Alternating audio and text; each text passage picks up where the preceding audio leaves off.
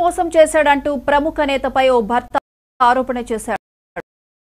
తాను విదేశాల్లో ఉండగా తన భార్య గర్భం దాల్చిందన్న భర్త తన గర్భానికి ఓ పొలిటీషియన్ కారణమంటూ ఆరోపించారు. దీంతో స్పందించిన అసిస్టెంట్ కమిషనర్ శాంతి తీవ్ర భావోద్వేగానికి గురయ్యారు. 2013లో మదన్ మోహన్తో వివాహం జరిగిందని, లా చదువుతుండగానే వారిద్దరి పెళ్లి జరిగిందని తెలిపారు. ఎస్టీ కావడంతోనే తనను ఇంతలా ఏడిపిస్తున్నారంటూ కన్నీళ్లు పెట్టుకున్నారు. ట్రైబల్ అఫైర్స్ అని చేయలేదు. అప్పటికి నేను ఇంకా లాలోనే ఉన్నాను. 2010 నుంచి 2015 వరకు నా లా గ్రాడ్యుయేషన్ నేను కంప్లీట్ చేయాల్సి ఉంది. సో లాలోనే నాకు పెళ్ళి అయింది. సో 2014లో నేను కన్సీవ్ అయ్యాను. 2015లో నాకు పిల్లలు పుట్టారు. ఏప్రిల్ 2015 నా పిల్లలు పుట్టారు. 2015లో మేము ఆగస్టులో ఒకసారి మినిస్ట్రీ ఆఫ్ ట్రైబల్ అఫైర్స్ అని, అందులో మినిస్ట్రీ ఆఫ్ ట్రైబల్ అఫైర్స్ అని ఉంటుంది. అందులో నేషనల్ ఓవర్సీస్ స్కాలర్షిప్ అని ఉంటుంది. ఆ నేషనల్ ఓవర్సీస్ స్కాలర్షిప్ కోసం మదన్ మోహన్ నేను ఇద్దరం కూడా ఇంటర్వ్యూకి వెళ్ళాం. ఆ ఇంటర్వ్యూ అయిపోయిన తర్వాత అందులో అతను సెలెక్ట్ అయ్యారు. ఆ తర్వాత నేను సెలెక్ట్ అవ్వలేదు.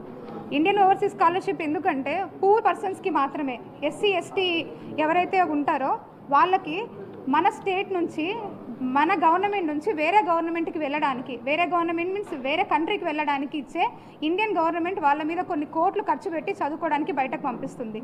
ఇది 2013లో కూడా ఆయన వెళ్ళున్నాడు. దానికి ఉన్న మెయిన్ కండిషన్ ఏంటంటే బిలో పావర్టీ ఉండాలి. ఎస్సీ ఎస్టీ వాళ్ళు బిలో పావర్టీ ఉండాలి. అప్పటికే Madan Mohan Manipati central government employee అయినా కూడా ఇంటర్వ్యూకి వెళ్ళాడు నా కోసము. అప్పటికి నేను ఇంకా లా అప్పుడప్పుడే కంప్లీట్ అయినా ఫైనల్ ఇయర్ స్టూడెంట్స్ కూడా అందుకే నేను అప్లై చేస్తున్నా. నేను సెలెక్ట్ కాలే, ఆయన సెలెక్ట్ అయినాడు. అప్పటికే Madan Mohan Manipati already central government employee, assistant director. So that అది సెలెక్ట్ అయిన తర్వాత ఆ రోజు నుంచి within 2 years of span of టైంలోనే మనం యూఎస్కి ఫ్లై అవ్వాలి, ఎవరైతే కనుక ఎగ్జామినేషన్ పాస్ అయి ఉంటారో. ఆ ప్రాసెస్లో నన్ను పెట్టిన మెంటల్ టార్చరు ఇంకెవ్వరు ఏ అమ్మాయి పడి ఉండదు.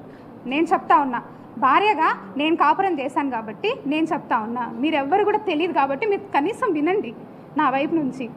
2016లో ఈ ఎంటైర్ పాన్ ఆఫ్ ద ఎపిసోడ్లో 2016లో నాకు ఖచ్చితంగా ఆయన విడాకులు పత్రం రాశాడు. నేను కూడా రాసిచ్చాను ఆయనకి. ఆ పత్రం మీరు అడగండి, ఇస్తారు ఆయన మీకు.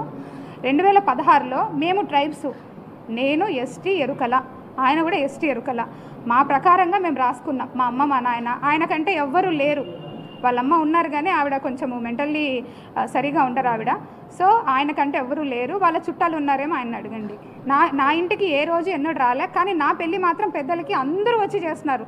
తలా ఒక చేయొచ్చి చేస్తున్నారు. తర్వాత ఎవరు పట్టించుకోలే. నేను ఎంతోమంది దగ్గర పోయి చాలా మొర పెట్టుకుని ఎవరు పట్టించుకోలే, అయిపోయింది. 2016లో విడాకులు ఇచ్చేసినాడు, అయిపోయింది. తర్వాత ఆయన ఎవరో దూరం చుట్టం ఏం కాదు, దగ్గర చుట్టం అవ్వడం వల్ల పిల్లల కోసం మా అమ్మ ఖచ్చితంగా వచ్చేవాడు, పిల్లల్ని చూసుకునేవాడు. అప్పటికి నేను అశోక్ నగర్లో ఒక చిన్న రూమ్లో జేసీజే కోచింగ్కి జాయిన్ అయ్యాను. జేసీజే కోచింగ్ దిగ్విజయ్లో జాయిన్ అయ్యాను. నేను చదువుకుంటా ఉన్నా. జూనియర్ సివిల్స్ ఎగ్జామినేషన్కి నేను చదువుకుంటా ఉన్నా. నా తిండి నేను తింటా ఉన్నా, నా ప్రాక్టీస్ నేను చేసుకుంటా ఉన్నాను. నేను ప్రాక్టీస్ చేసిన నా సీనియర్స్ కూడా, నేను వాళ్ళ పేర్లు చెప్పాల్సిన ఇప్పుడు బాగోదు, బట్ నేను 2 కోర్టులలో ప్రాక్టీస్ చేసేదాన్ని. ఒక రైల్వే కోర్టులో ప్రాక్టీస్ చేసేదాన్ని, సికింద్రాబాద్ కోర్టులో కూడా ప్రాక్టీస్ చేసేదాన్ని. 2 సీనియర్స్ దగ్గర నేను ప్రాక్టీస్ చేసుకుంటూ నేను చదువుకుంటూ నా